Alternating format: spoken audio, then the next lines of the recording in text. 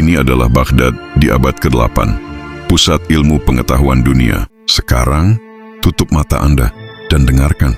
Apa yang Anda dengar hanya desir angin dan gemuruh konflik. Inikah gema terakhir dari kejayaan yang kita banggakan? Bayangkan sebuah benua diliputi kegelapan. Lalu dari tengah gurun yang tandus, sebuah cahaya muncul. Bukan cahaya metafora, tapi cahaya peradaban. Ini adalah Baghdad di abad ke-8, pusat ilmu pengetahuan dunia. Di Baitul Hikmah, para cendekiawan Muslim, Yahudi, dan Kristen duduk berdampingan. Mereka menerjemahkan, mengkaji, dan mengembangkan warisan Plato, Aristoteles, dan Archimedes.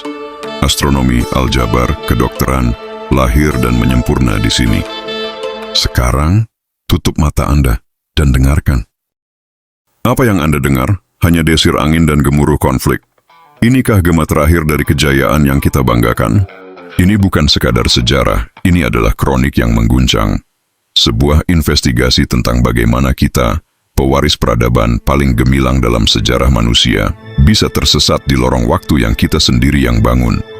Untuk memahami kekinian, kita harus membedah masa lalu. Dan di sini, fakta sejarah berbicara lantang. Kejayaan Islam tidak dibangun di atas mantra religius semata, tapi di atas 3 pilar yang kokoh. Pilar pertama, penaklukan ilmu pengetahuan. Lihatlah Al-Khawarizmi, namanya abadi dalam istilah algoritma. Dia tidak hanya menemukan aljabar, tapi meletakkan fondasi ilmu komputer modern subiudu 200 tahun sebelum kita mengenal coding. Ibnu Sina dengan Canon of Medicine-nya menjadi rujukan kedokteran Eropa selama berabad-abad. Ini adalah fakta, bukan dongeng. Pilar kedua, inovasi teknologi dan ekonomi. Jaringan perdagangan Muslim membentang dari Cina hingga Maroko. Koin dinar emas adalah mata uang global pertama. Mereka menciptakan sistem perbankan awal, cek dan surat kredit. Bayangkan melakukan transaksi bisnis dari Cordoba ke Baghdad tanpa membawa uang tunai. Itu terjadi. Pilar ketiga, toleransi dan tata kelola. Di Spanyol Islam, Al-Andalus, 3 agama hidup berdampingan dalam La Convivencia. Ilmuwan Kristen dan Yahudi bebas berkarya. Ini adalah masyarakat yang maju bukan karena menutup diri, tapi karena kemampuannya mengasimilasi pengetahuan dari manapun.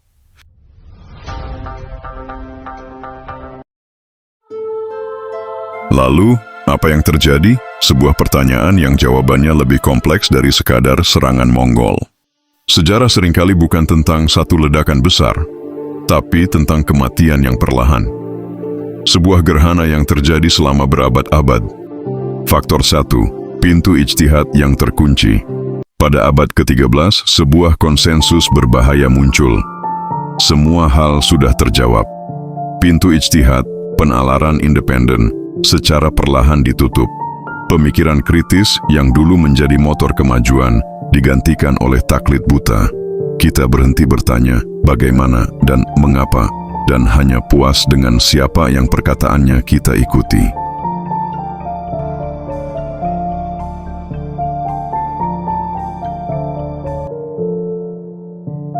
Faktor 2, disintegrasi politik yang mematikan. Kekhalifahan yang satu pecah menjadi kesultanan-kesultanan kecil yang saling sikut. Persaingan tidak lagi tentang siapa yang lebih inovatif, tapi tentang siapa yang lebih ortodoks. Solidaritas umat runtuh digantikan oleh fanatisme sempit sektarian.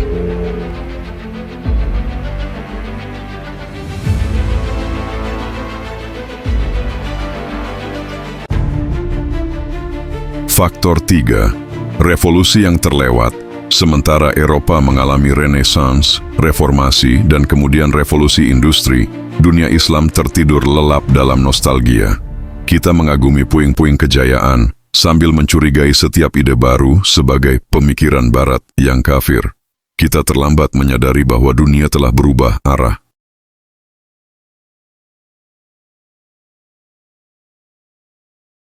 Dan hasilnya, kekosongan. Sebuah kekosongan yang mengundang predator.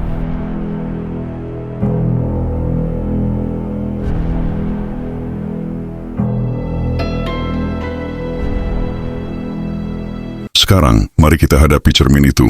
Lihatlah keadaan kita hari ini. Warisan 1, identitas yang terkoyak. Kita adalah umat dengan 1,8 miliar jiwa, tapi suara kita terfragmentasi menjadi 1000 pecahan. Persatuan umat hanyalah slogan di atas puing-puing nasionalisme sempit dan perbedaan mazhab. Kita lebih mudah berseru kafir kepada sesama muslim daripada bersatu melawan kemiskinan dan kebodohan. Warisan 2, korban konspirasi versus korban kesalahan sendiri. Mudah menyalahkan konspirasi asing untuk setiap masalah kita. Dan memang, campur tangan asing adalah fakta sejarah yang tak terbantahkan. Tapi, apakah kita menjadi korban yang terlalu patuh?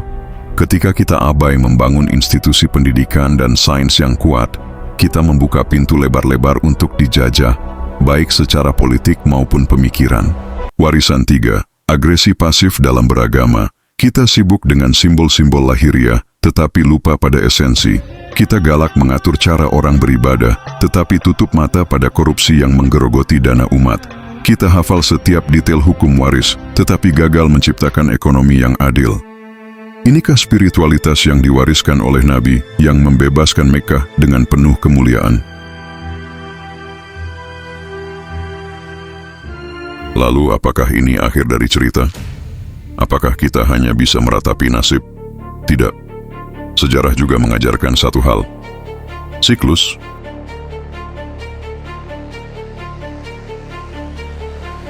Kita tidak perlu menunggu mujizat. Kita hanya perlu membuka kembali lembaran yang salah kita baca. Pertama, revolusi mental. Kita harus berani melakukan dekonstruksi. Memisahkan mana yang merupakan ajaran agama yang hakiki dan mana yang hanya budaya dan interpretasi zaman tertentu yang sudah kadaluarsa. Kita harus berani mengkritik diri sendiri sebelum mengkritik orang lain. Kedua, merebut kembali tahta ilmu pengetahuan. Masa depan tidak akan menunggu kita. Di era AI, bioteknologi, dan eksplorasi luar angkasa, apakah kita hanya akan menjadi konsumen atau kembali menjadi pencipta? Ini membutuhkan investasi gila-gilaan pada pendidikan sains dan nalar kritis, bukan sekadar menghafal. Ketiga, mengubah narasi. Dari narasi kita adalah korban, menjadi kita adalah pelaku. Dari obsesi pada masa lalu, menjadi visioner untuk masa depan. Dari tiap keadaan Islam sekarang, itu semua di sebuah gelas. Sebagian melihatnya setengah penuh, dengan semangat kebangkitan yang mulai tumbuh.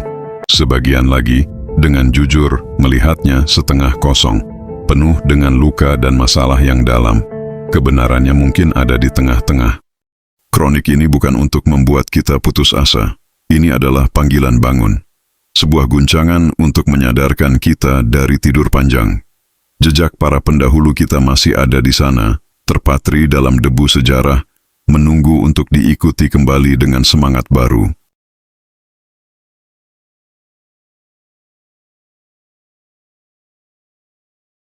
Mereka tidak membangun peradaban dengan menangis mengenang kejayaan Persia atau Romawi. Mereka membangunnya dengan visi, keberanian, dan akal yang menyala-nyala.